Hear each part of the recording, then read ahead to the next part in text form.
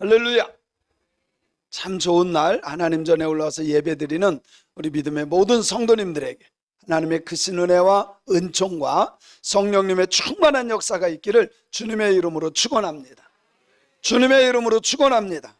우리 옆 사람과 가장 기쁜 마음으로 이렇게 인사하면 좋겠습니다. 회복시키시는 하나님을 만나는 사람이 복 있는 사람입니다.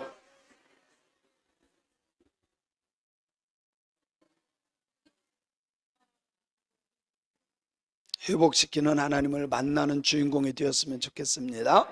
우리 다시 이렇게 인사하면 좋겠습니다. 주님을 만나면 회복이 됩니다.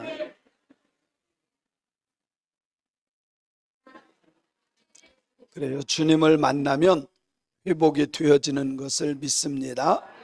믿습니다. 저도 어떻게 하다 보니까 목회한 지가 벌써 35년이 지나갔어요. 지금 와서 이렇게 되돌아보면, 목사님들을 이렇게 살펴보면 처음에 목회를 그렇게 잘하는 목사님들, 정말 멋있게 잘하는 분들도 있고요. 어떤 목사님은 처음에는 참 못해요. 헤매는 것 같아요. 근데 갈수록 잘하는 목사님들도 계시더라고요.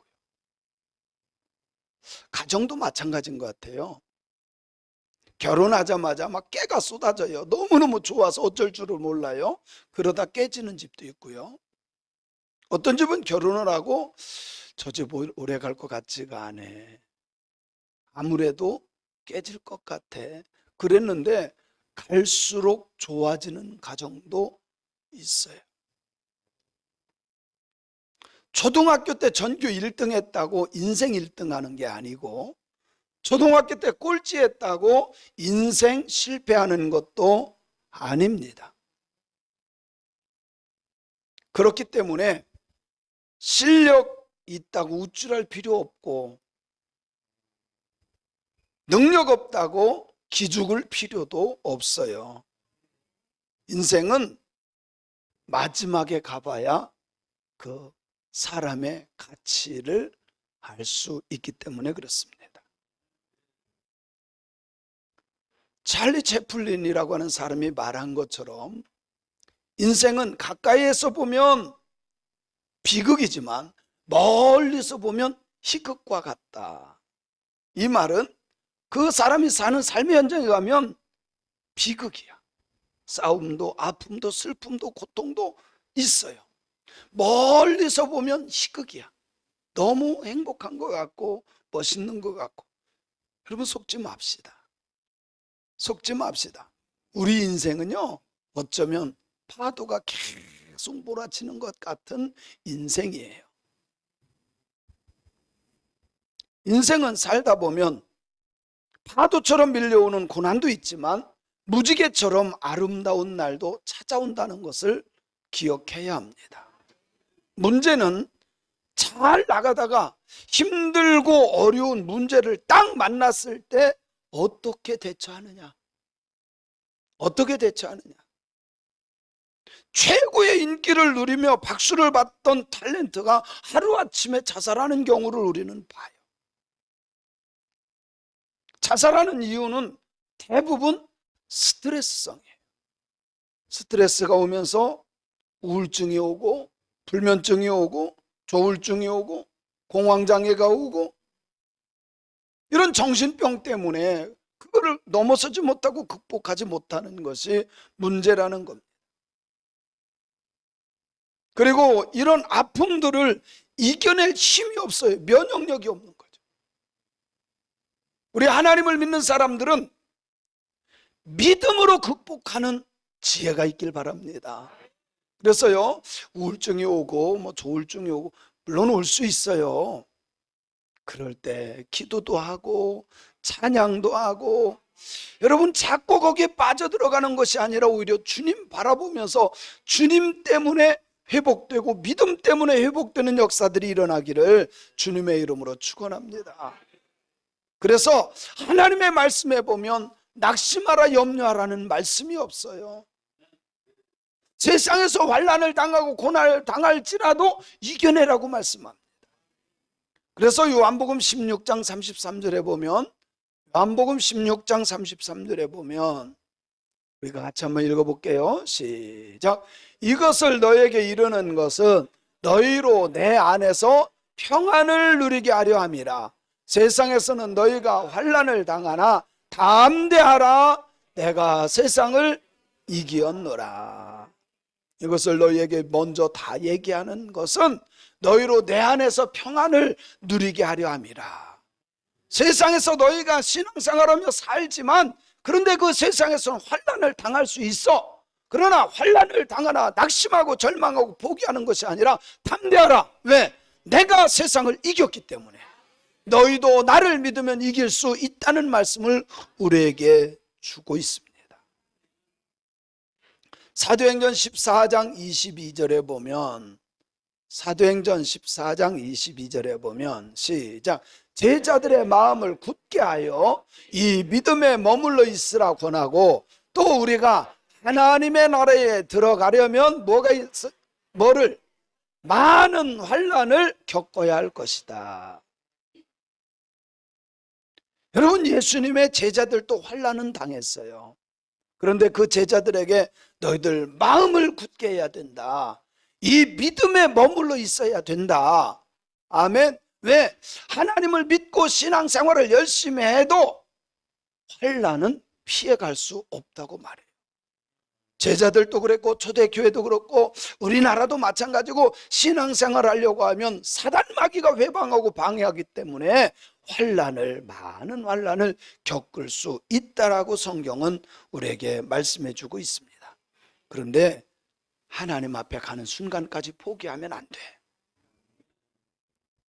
주님 다시 오시는 그날까지 포기하지 않고 믿음을 굳세게 하고 이겨내는 자들이 되어야 할 줄로 믿습니다. 고린도후서 7장 4절에 보면, 고린도후서 7장 4절에 보면 시작.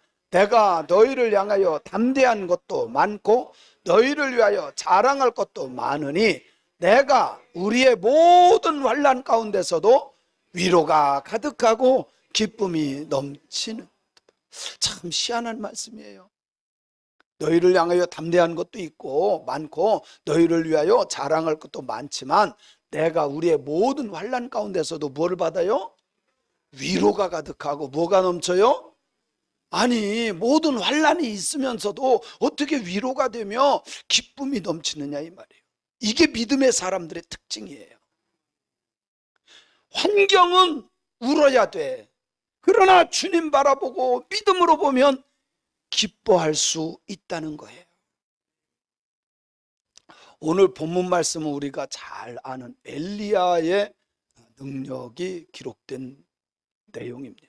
물론 이 내용은 18장부터 보는 게 더 좋아요. 그 당시에 이스라엘의 신앙은 완전히 혼합주의. 하나님을 믿는다고 하는 이 사람들이, 아합의 부인이 이세벨인데 이세벨이 이방 여인.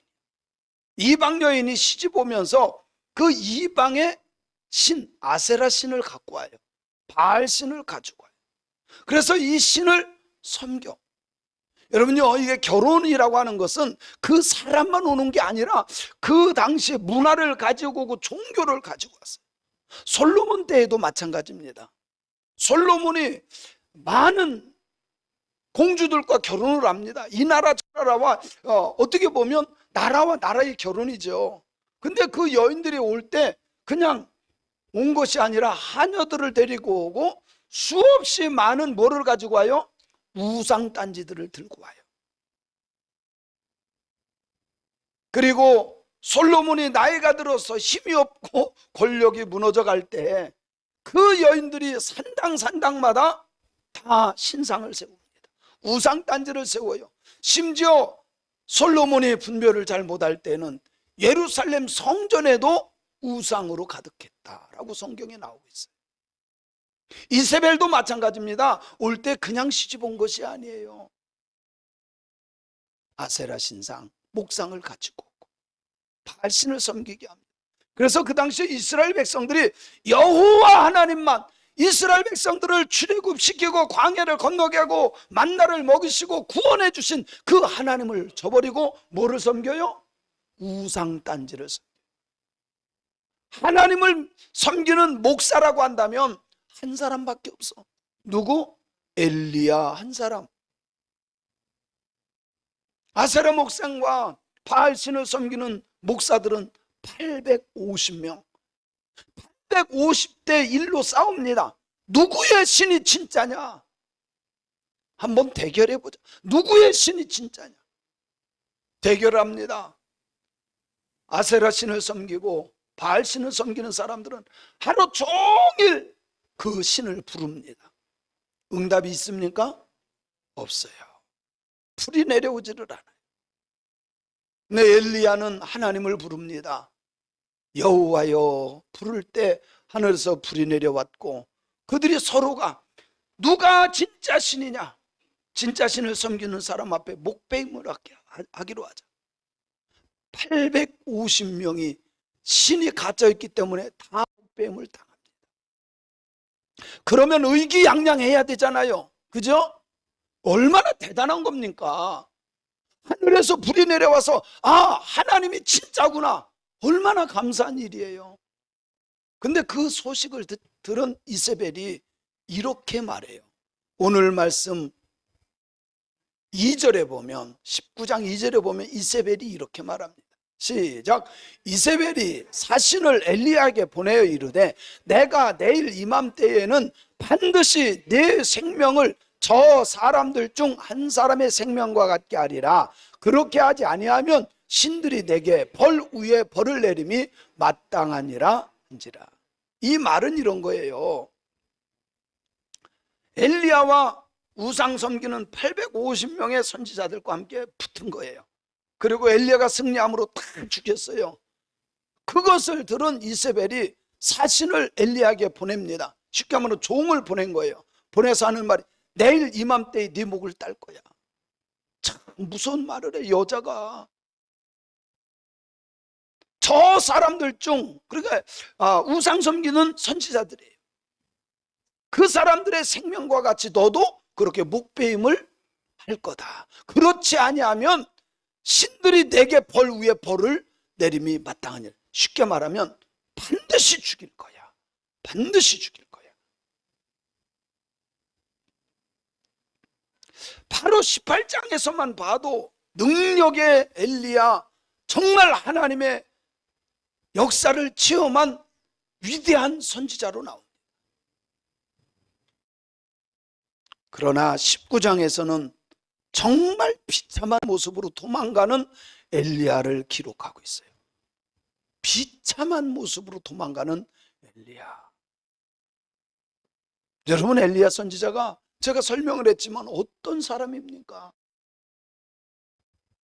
하나님의 선지자로 불의의 아합왕과 사악한 그의 아내 이세벨, 그리고 타락한 이스라엘 백성들과 싸운 불굴의 종이 바로 엘리야였습니다.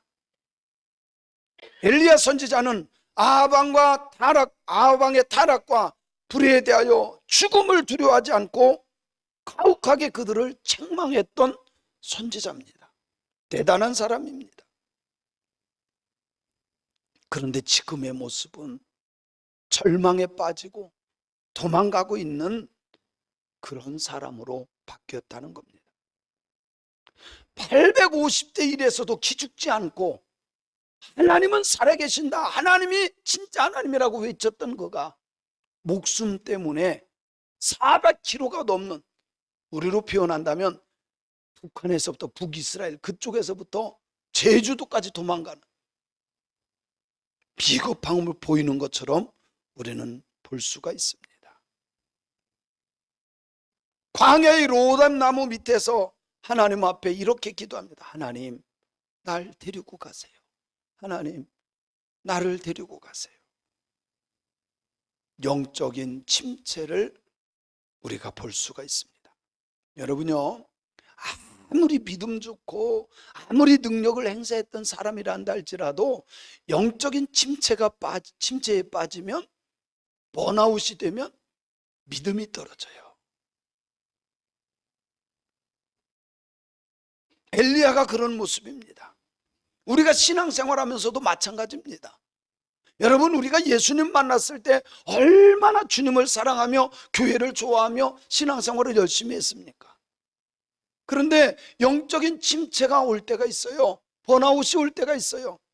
그러면 첫째로 나타나는 현상이 기쁨이 없어져요.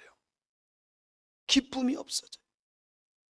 저도 예수님 만나고 정말 얼마나 교회가 좋았던지요. 어디에 있어도 교회 방향만 쳐다봐도 힘이 생기고 기쁨이 넘쳤어요. 집에 있어도 교회 방향을 보면서 기뻐했고, 어디에 가도 그 방향을 보면서 기뻐했어요. 근데 신앙생활 하다가 영적 침체에 빠질 때가 있는데, 영적 침체에 빠지면 첫 번째로 나타나는 것이 기쁨을 잃어버린다는 것입니다. 즐거움을 잃어버리고 믿음도 흔들립니다. 적극적이고 열심 내던 그 헌신도 다 식어지게 됩니다. 그러므로 쉽게 의심하고 두려워하며 절망하고 도망하는 경우도 있습니다. 사랑하는 성도 여러분, 영적 침체에 빠지면 영광스러운 하나님의 자녀의 모습을 잃어버려요. 오히려 다시 믿음으로 돌아서서 주님을 바라보는 신앙인들이 되어야 할 줄로 믿습니다.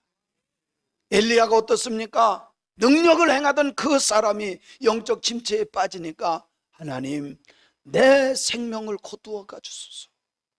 내 생명을 거두어가 주소서. 나는 내 열조보다 낫지 못합니다. 아주 부정적인 사람, 믿음이 없는 사람으로 전락해버려요. 누구도 그럴 수 있다는 겁니다.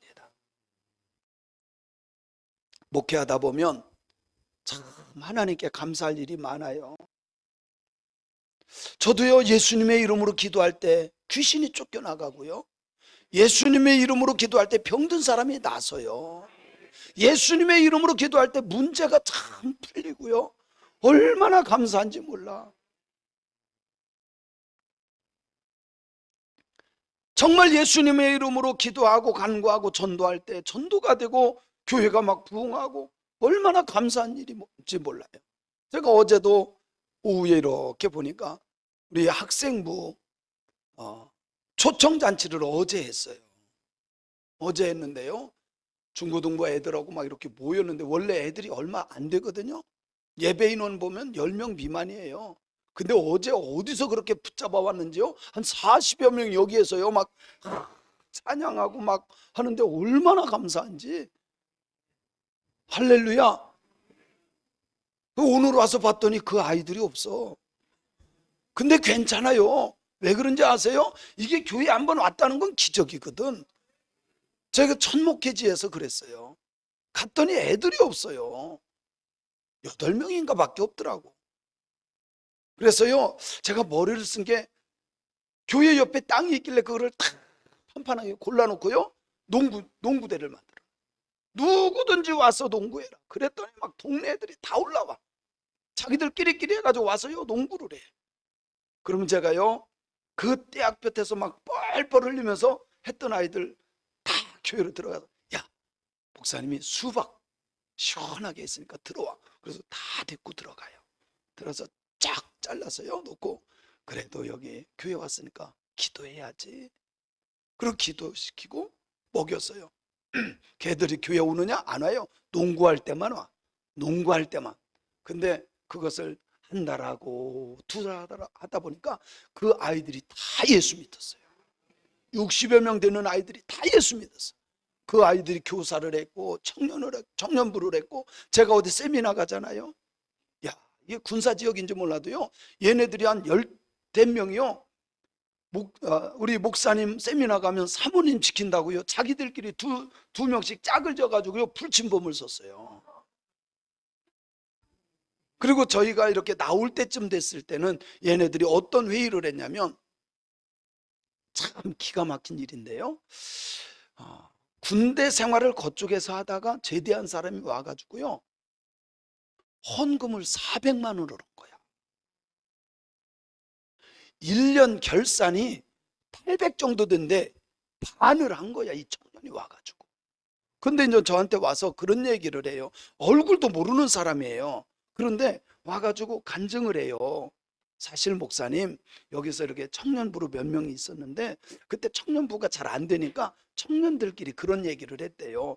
여기에서 떠나면 엄청난 헌금을 하게 시킨 거야. 그랬더니 이 친구가 가서 예산 사람인데 제대하고 가서 자꾸 그게 생각나서 견딜 수가 없는 거예요. 그렇다고요, 자기가 월급 모으고 모은 걸 가지고 400만 원, 이 400만 원이면요, 제가 그 당시에 사례비 5만 원씩 받을 때예요. 엄청나게 한 겁니다. 1년 교회 예산의 반을 한 거예요. 우리 교회로 말하면 몇 억이야.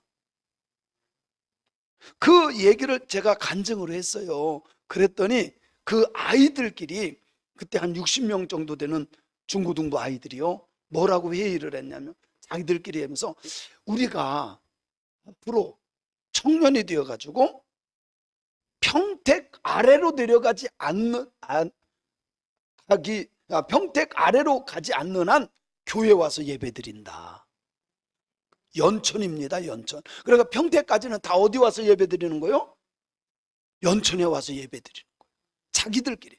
만약에 그렇게 하지 않으면 벌금 1,000만 원인가 벌금 내기로 한 거예요, 자기들끼리. 대신 목회자인 경우에만 벌금 내지 않는다. 어차피 목회자는 가서 섬겨야 될 교회가 있으니까 목회자가 아닌 경우에는 다 와서 하되, 우리 청년들도 이런 것 좀 하면 좋을 것 같아. 아멘. 그래가지고 그 아이들이 와가지고요, 나중에는 교회의 기둥들이 되더라고. 어제도 제가 그것을 보면서 하나님 앞에 너무 감사했어요. 얘네들이 뭐 모르는 사람, 하나님 모르는 아이들이야. 그런데 와가지고 한 40여 명 정도 아이들부터 막 중고등부 아이들이 와가지고요, 찬양하고 뭐 퀴즈도 하고 막 하는 거 보니까 희망이 보여. 하나님이 역사하실 걸 저는 믿습니다. 여러분, 여기에 나오는 엘리야 선지자가 그랬던, 정말 능력이 나타나고 하나님의 역사가 나타났던 그랬던 사람이에요. 그런데 이세벨이라고 하는 여자 한 명이 얘기하는, 너 오늘 죽일 거야, 이 말 한마디 때문에요 36개 주랭랑을 칩니다. 제일 남유다의 끝부분인 로뎀 나무 밑까지 도망갑니다. 그런데 그곳에서 하나님은 응답하지 않아요. 하나님의 역사가 막 나타나지만 하나님의 음성을 들을 수가 없습니다. 브엘세바에 도착하여 자기 종은 그곳에 있게 하고 하루 밤낮을 또 더 깊은 데로 들어갑니다. 그런데도 하나님은 말씀하시지 않아요. 하나님은 다시 그에게 40주야를 걸어가서 여호와의 산, 우리가 모세가 하나님을 만났던 호렙산에 가게 합니다. 그곳에서 하나님께서 말씀해 주시는 것을 우리는 볼 수가 있습니다. 그곳에 가서 이 엘리야가 하나님하고 그렇게 기도한 게 아니에요.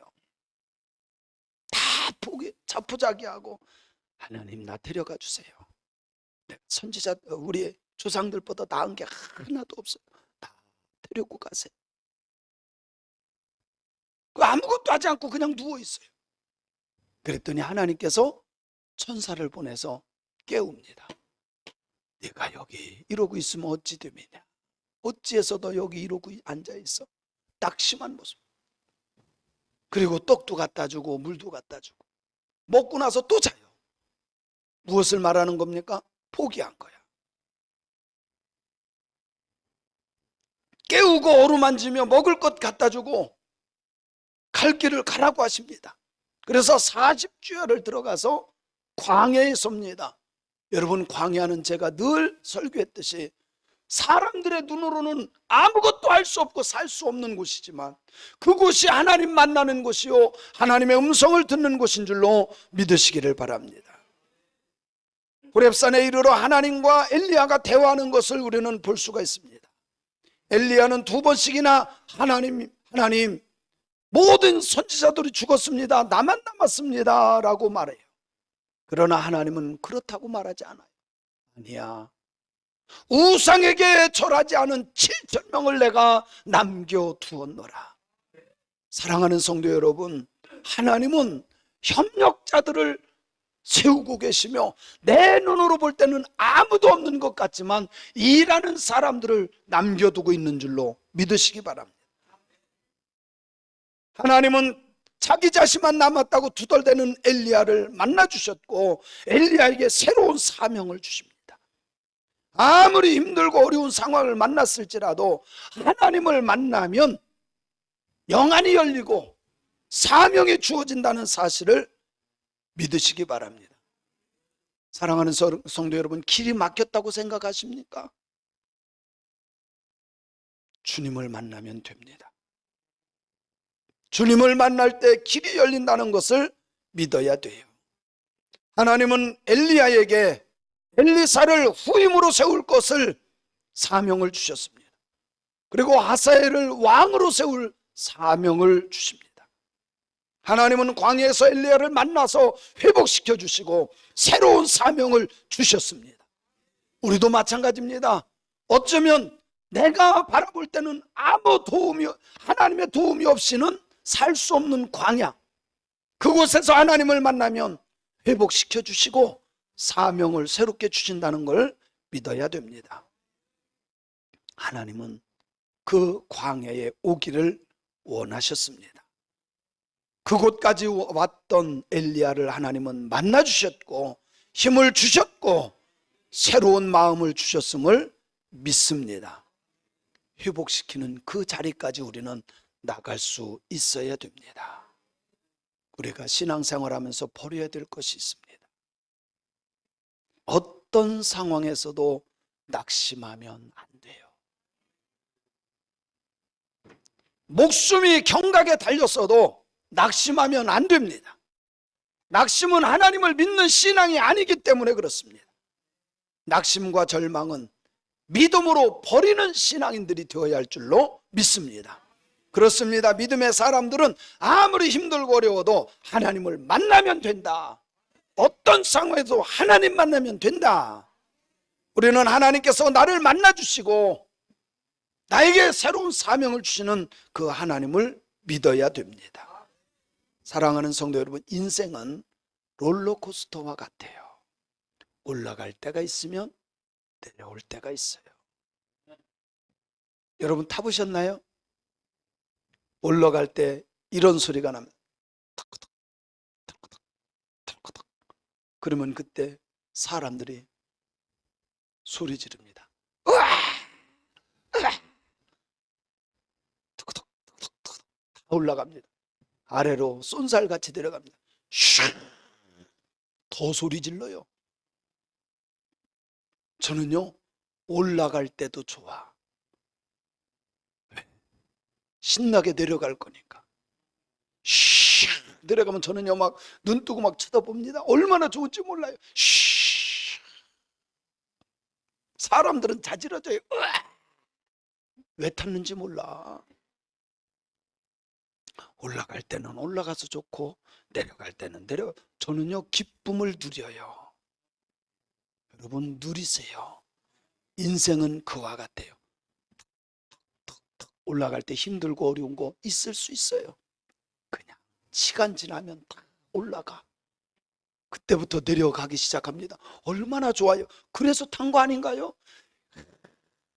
저는 좋아서 소리 지르는데 막 죽겠다고 소리 지르는 사람들 많아. 여러분 문제 만났을 때 사람들이 그래요. 잘 돼도 소리 지르고 안 돼도 소리 지르고. 그런가 안 그런가 보세요. 지금 우리나라만큼 잘 사는 나라가 없어요. 여러분요, 제가 외국을 많이 다녀보잖아요. 우리나라만큼 잘 사는 사람들이 없다니까. 여러분이 입은 옷 그대로 여행 가도요, 패션에 뒤지는 사람 하나 없어. 어딜 파리를 가도 괜찮아. 뒤지지를 않아요. 여러분 헤어스타일로 가도 어디를 가도 짱이야. 그런데도 죽겠다 없다 그러는 사람 너무 많아. 그냥 누리세요.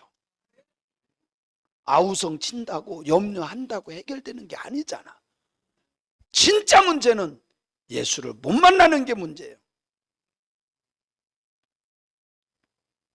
인생 살다 보면 잘 될 때도 있고 안 될 때도 있습니다. 잘 된다고 교만하지 말고 안 된다고 낙심할 필요 없다는 거예요. 시간이 지나다 보면 올라갈 거 다 올라가고 내려갈 거 다 내려갈 수 있다는 겁니다. 우리에게 나를 사랑하시고 늘 나와 함께 하시며 회복시켜 주시는 하나님이 계신다는 것을 기억해야 됩니다. 세상적으로 아무리 성공하고 유명해졌어도 하나님을 떠났다면 실패한 인생이요, 저주받은 인생입니다. 사람들 보기에 실패한 인생 같고 가난한 인생처럼 보여도 하나님과 함께 한다면 그 사람은 성공한 인생입니다. 주님은 오늘 또 엘리야를 만나 주셨던 것처럼 우리를 만나 주실 겁니다. 주님은 오늘 또 엘리야에게 사명을 주신 것처럼 우리에게 새로운 사명을 주시는 것을 믿습니다. 저는 너무 마음 아픈 것들이 있어요. 여러분, 교회가 세워진 이유와 목적은 전도와 선교예요. 우리는 다 알아요, 그죠? 그래서요, 제가 저 혼자 가면 돈이 많이 드니까 목사님들을, 목사님 이번에 선교 이렇게 가는데 같이 갑시다. 목사님 같이 갑시다. 왜? 반반하면 훨씬 더 부담이 안 되잖아. 그래서 그렇게 해봐요. 그러면 비행기 타는 게 힘들어서. 저는 힘들을까요? 안 힘들을까요?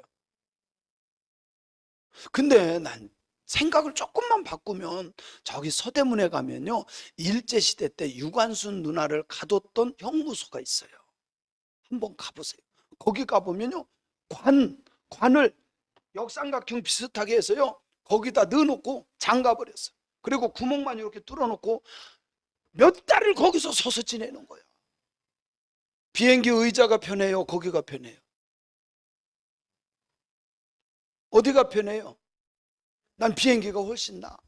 그런 마음을 갖고 선교 가면 될 텐데 30시간을 어떻게 가느냐고. 30시간이 아니라 형무소 가봐. 몇 달을 역삼각형 관에다가 넣어놓고 못 박아놓는다니까요. 사랑하는 성도 여러분, 우리에게 주님은 만나주시고 오늘 또 도와주시고 새로운 사명을 주신다는 걸 믿어야 돼요. 낙심했을 때, 염려와 근심과 걱정이 많을 때 여러분, 광야를 찾으세요. 이곳이 그곳입니다. 이 광야에서 주님께 부르짖으면 주님은 만나주시고 새로운 사명을 주시는 줄로 믿습니다. 믿습니다. 이제 주님의 손을 잡고 일어서서 복된 길로 승리하는 인생길로 걸어가는 저와 여러분이 되시기를 주님의 이름으로 축원합니다. 회복시켜 주시는 주님을 믿어야 돼요.